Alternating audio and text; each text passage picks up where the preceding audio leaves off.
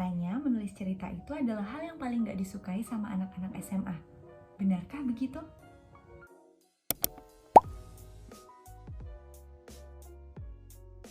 Coba angkat tangannya. Siapa yang merasa punya banyak sekali ide di dalam kepala, tetapi sulit untuk menuangkannya ke dalam sebuah tulisan? Ketika sudah dihadapkan dengan ballpoint dan juga kertas, dia tidak bisa menuliskan satu kata pun. Atau ada yang pernah merasa seperti ini? Dia sudah menulis sampai selesai, tetapi tulisannya tidak enak dibaca atau tidak menarik untuk dibaca. Sangat membosankan.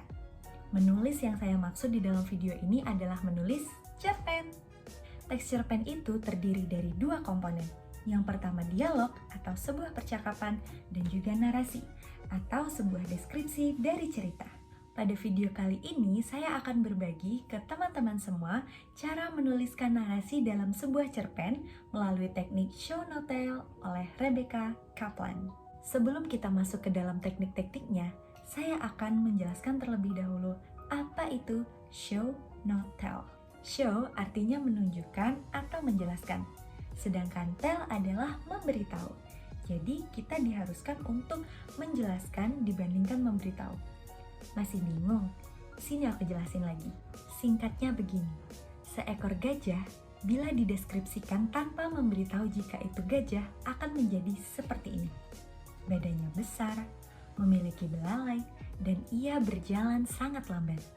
Deskripsinya itu tadi kita sebut sebagai show, sedangkan gajah kita sebut dia sebagai tell.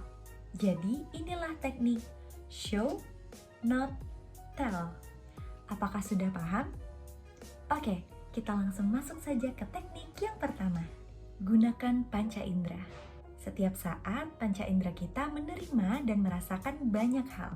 Kalian bisa menggunakan salah satunya untuk mendeskripsikan sebuah kejadian. Bisa lewat pendengaran, penciuman, perasaan, penglihatan, dan perabaan. Contohnya seperti kalimat ini. Aku berteduh di sebuah warung karena kehujanan. Kalian bisa menunjukkannya dengan paragraf berikut. Pandangku mengamat jauh ke jalanan dengan tangan terlipat, karena kulitku sudah basah ditambah udara tidak bersahabat. Teras warung ini tidak terlampau luas, berukuran 2 meter dengan lebar 1 meter. Bahkan, percikan air yang jatuh membuat kaki telanjangku basah. Aku bahkan melupakan sendal jepit yang kugunakan sebagai alas kaki di sana tadi. Bagaimana? Jadi lebih menarik kan? Oke, kita langsung masuk ke teknik yang kedua.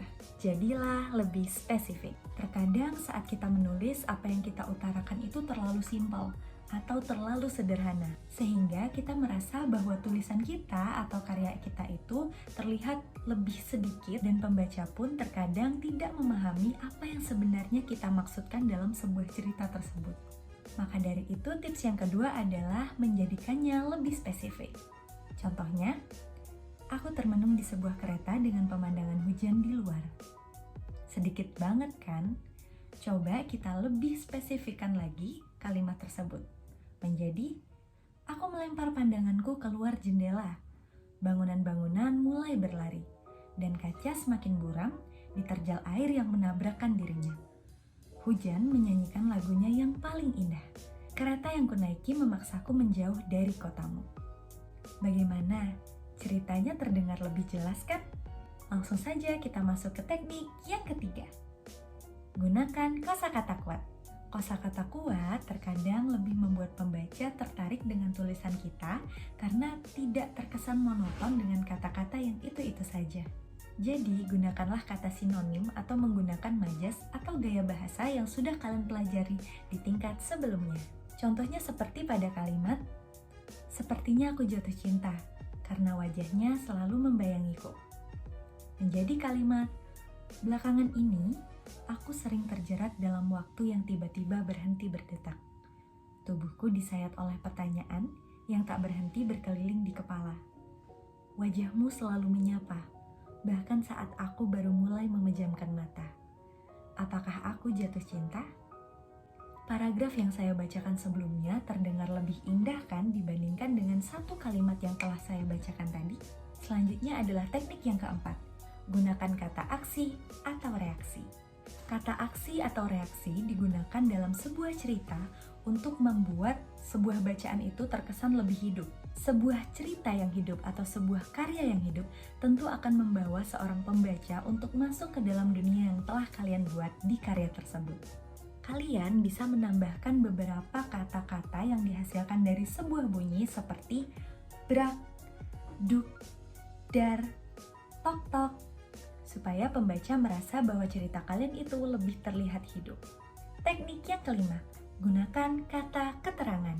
Kata keterangan itu ada banyak sekali jika kalian masih mengingat pelajaran yang telah kalian pelajari di tingkat sebelumnya. Beberapa di antaranya adalah keterangan tempat, keterangan waktu, keterangan suasana, dan keterangan cara. Kalian bisa menambahkan detail tersebut agar cerita kalian lebih terkesan hidup. Kalimat "aku mendapat pekerjaan sebagai tukang angkat barang di dapur" bisa diubah menjadi "tugasku berada di dalam kabin lantai 2, dapur. Aku harus mengangkat bahan makanan yang tergeletak berkarung-karung, kemudian menyerahkannya pada chef yang bertugas di lantai 2. Dapur ramai dengan pelayan yang bolak-balik sore itu." Yang terakhir, gunakan penokohan dramatik. Masih ingat kan kalau di dalam cerpen itu terdapat 2 penokohan.